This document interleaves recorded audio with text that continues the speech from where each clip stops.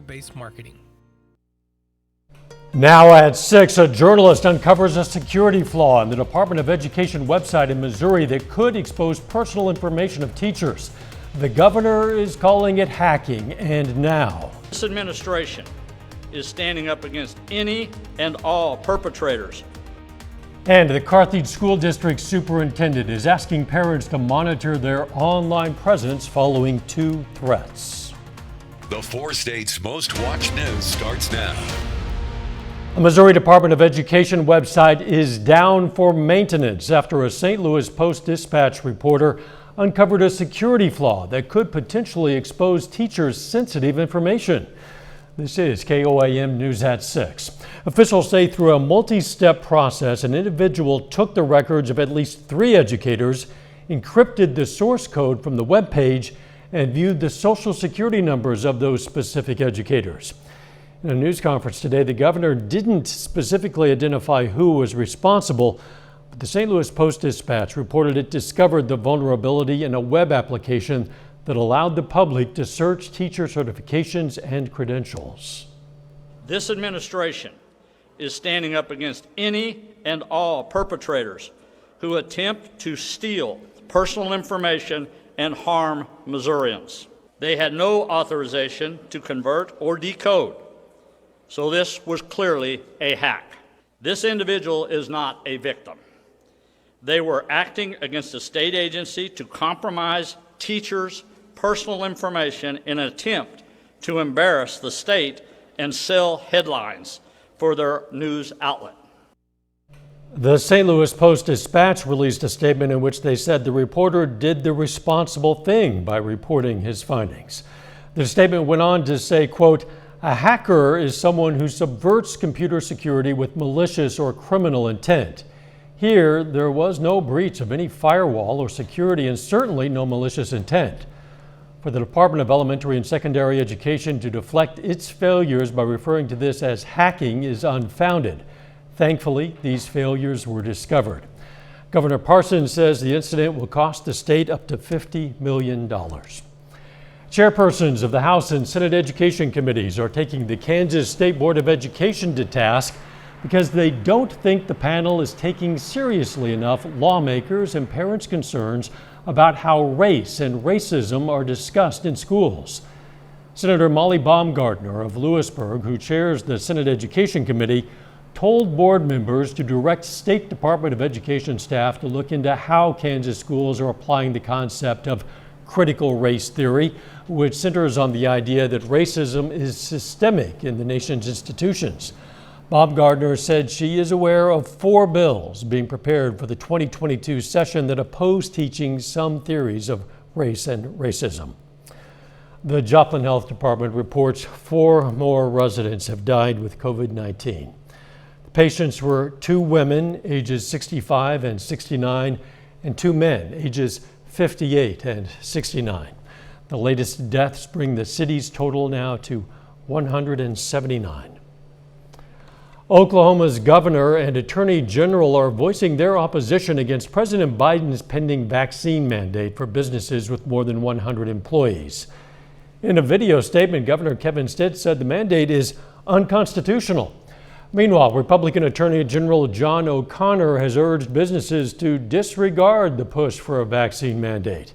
He says he and attorneys general in other states would sue to stop any mandate that's implemented. The president's mandate is to be implemented in the coming weeks.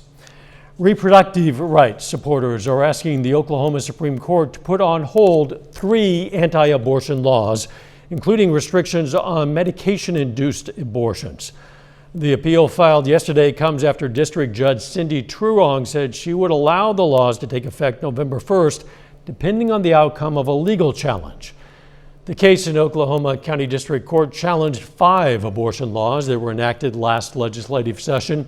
Truong temporarily blocked 2 of the 5 laws from taking effect, including a measure similar to a Texas abortion law that effectively bans the procedure after about 6 weeks of pregnancy. The State Attorney General's office has defended the new laws. Checking in with Doug Henny now for a first look at the weather. Hey Dow, a little gloomy for us today. We had some on and off light showers during the morning hours and then a lot of clouds and then some additional light scattered showers have popped up over the past few hours, and we're going to see this as we go through the evening hours. You can see a cluster northeastern Oklahoma and then kind of scattered out towards Stockton Lake over toward Nevada. Nothing strong, nothing severe, just kind of scattered light little showers across the region. A little bit more numerous once you get from Fort Scott east, Nevada, El Dorado Springs in southwestern parts of Missouri. Let's go through time during the evening hours. Still, we're going to have these kind of hit and miss light little showers through the evening hours, and then it kind of quiets down a little bit late this evening. And then after midnight, really after about 3 o'clock in the morning, we'll start to see a band of showers and thunderstorms riding right along I-44 and south. So more rain heading in our direction, also cooling down. We're going to look at all that here in just a bit. Catch you then. The Carthage School District is seeing multiple online threats. Carthage School Superintendent Mark Baker says the school district was made aware of messages being passed around by students on social media detailing violence at a school, not directly towards Carthage. This is the second incident in 2 weeks. This week, another threat to the school was circulating on social media. Following these threats, Baker put out a statement on Facebook saying the individual responsible for the threat made 2 days ago has been detained. An Oklahoma doctor is in jail on a first-degree murder charge in the death of a woman who was found lying next to a parked vehicle in southeastern Arkansas. Dr. Tyler Tate of Tahlequah, Oklahoma, was arrested Monday night by Arkansas State Police special agents in Lake Village, Arkansas. State police say Tate is suspected in the death of 37-year-old Mariah Kinsey of Tahlequah. Kinsey was found Monday afternoon outside of a parked vehicle along US 65. State police say she died in the hospital a day later. Still ahead, the Carthage School District unveils the new tech center with a special guest. And MoCan Partnership and General Mills team up to raise awareness about career opportunities in the manufacturing industry. The Carthage School District is showing off their newest addition, and the celebration involved a special guest. Missouri Governor Mike Parson was on hand today as the district unveiled the new Tech Center South Campus. We've been able to go to a lot of technical centers across the state, but needless to say, of course, this one is newer than a lot of them, but I just thought an excellent presentation they did here today. What a great opportunity it is for our young men and women out there to be really get prepared for the workforce of tomorrow. So they're very blessed to have this kind of facility here in Carthage, I can tell you that. You can check out the new center for yourself at an open house that's on Monday from 5 to 6 p.m. MoCan Partnership and General Mills teamed up to raise awareness about career opportunities in the manufacturing industry. The companies hosted Manufacturing Day in Neosho, Missouri. Hundreds of area high school students got to see live demonstrations, virtual reality experiences, and educational opportunities from 17 companies related to manufacturing. We have about 20 manufacturers here. They all have different products. Some have brought robots, some have brought big signs, some have brought food. But it's been really great. We've had about 350 students here come through here today, some from as far away as Springdale, Arkansas. So I think it's been really awesome. In fact, those students came from high schools in 10 area counties. Later, Pitt State looks to bounce back from a hard-fought loss as they take on Lincoln this weekend. We're going to have a preview in sports. Plus, it looks like a little bit more rain for us tonight, also cooling down. Those details coming up. Are you bothered?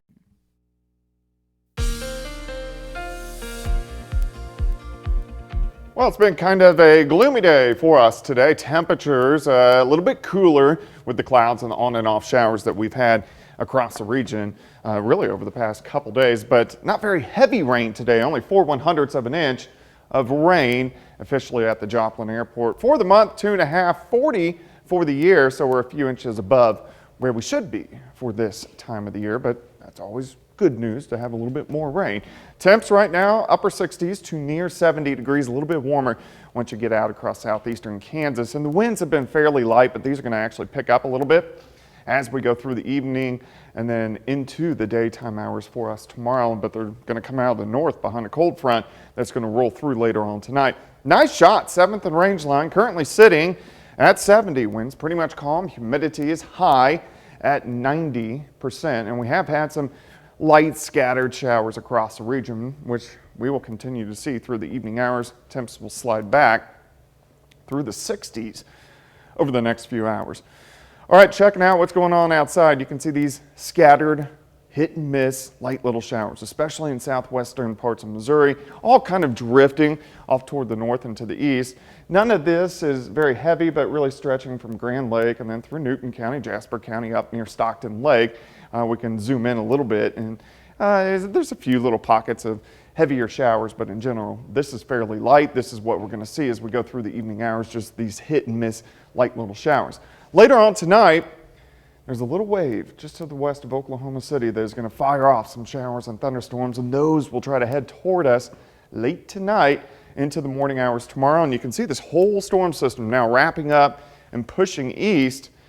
And you can see the jet stream out of Canada. So this is actually going to bring in some cooler air for us over the next couple days. All right, let's step through time. Hit and miss little showers, continue through the evening hours.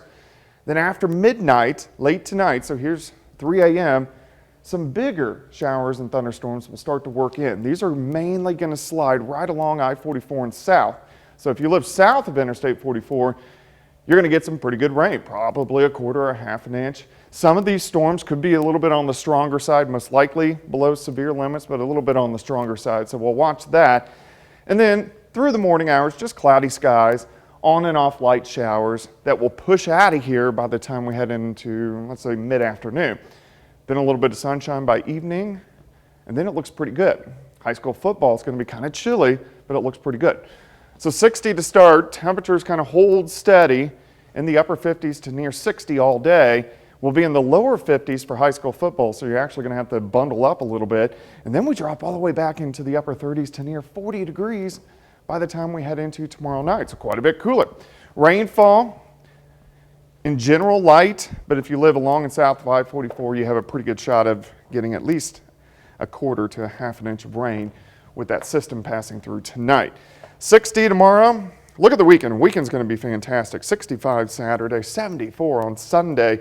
Monday, Tuesday look pretty good as well, so a nice little stretch of pretty good fall-like weather. Seems like it's not often that the best weather lines up perfectly with the weekend. I know, but we will definitely enjoy it. You bet we will. Thanks, Doug. Coming up in sports, it's semifinal night at the Class 4 District 6 softball tournament in Neosho, and the Pitt State Gorillas prepare to host Lincoln for their homecoming game on Saturday. We're going to hear from the Gorillas straight ahead.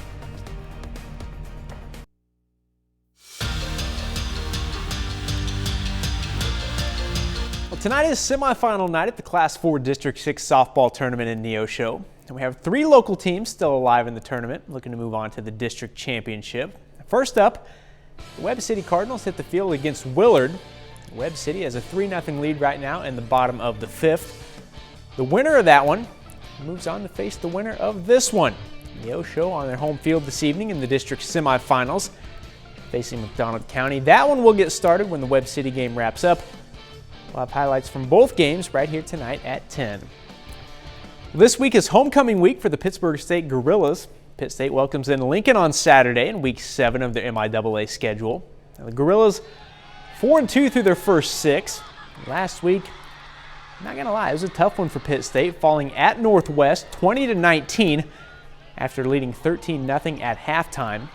Now, they'll try to bounce back this week against a Lincoln team that's struggled so far this season, but it's not because they don't have any good players. They have the third best running back right now statistically in the league, and they have a quarterback that throws the ball very well down the field, and he's athletic and makes some plays, and they've got some guys on defense that I think on the back end that really can play, that run around, fly to the football, they're aggressive, tackle well.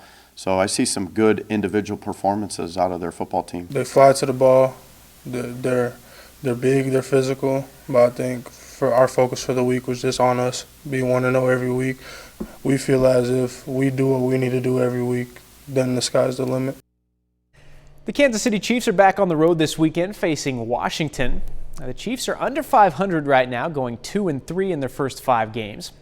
Now, if you've watched those games, you know the Kansas City defense has struggled the last month.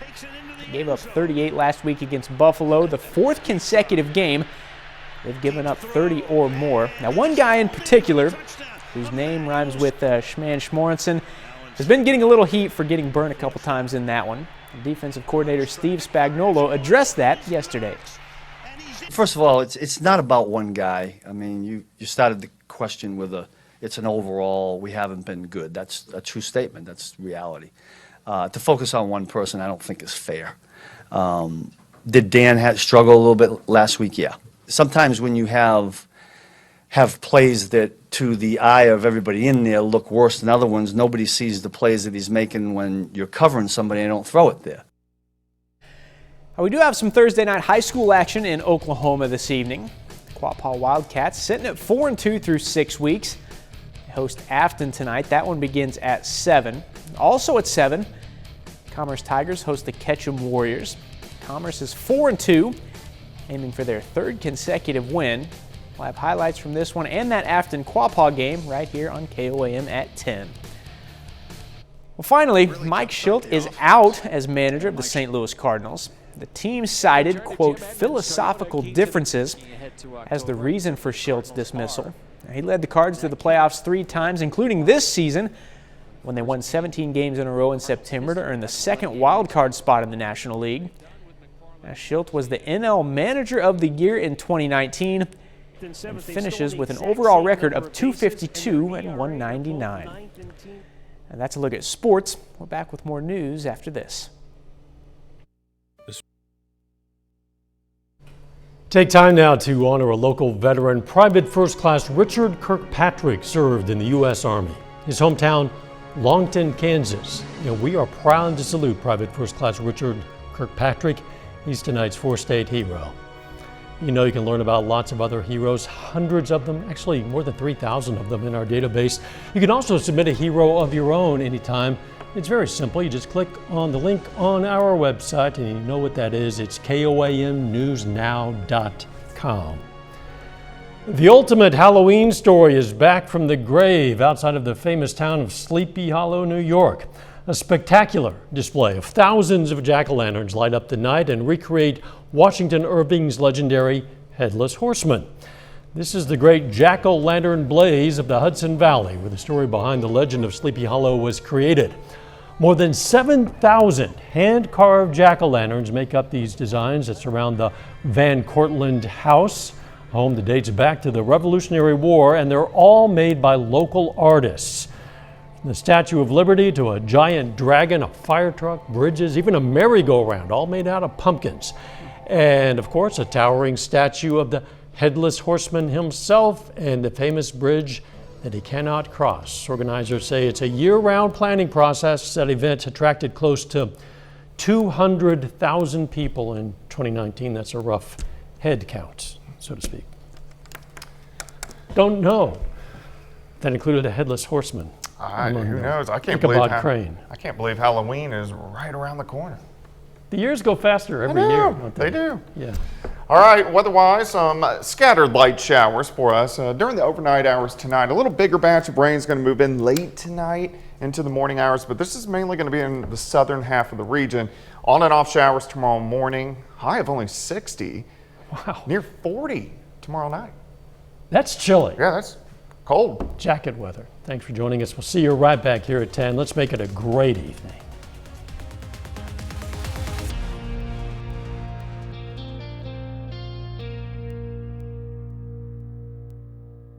Salon service is provided by the Wild Side.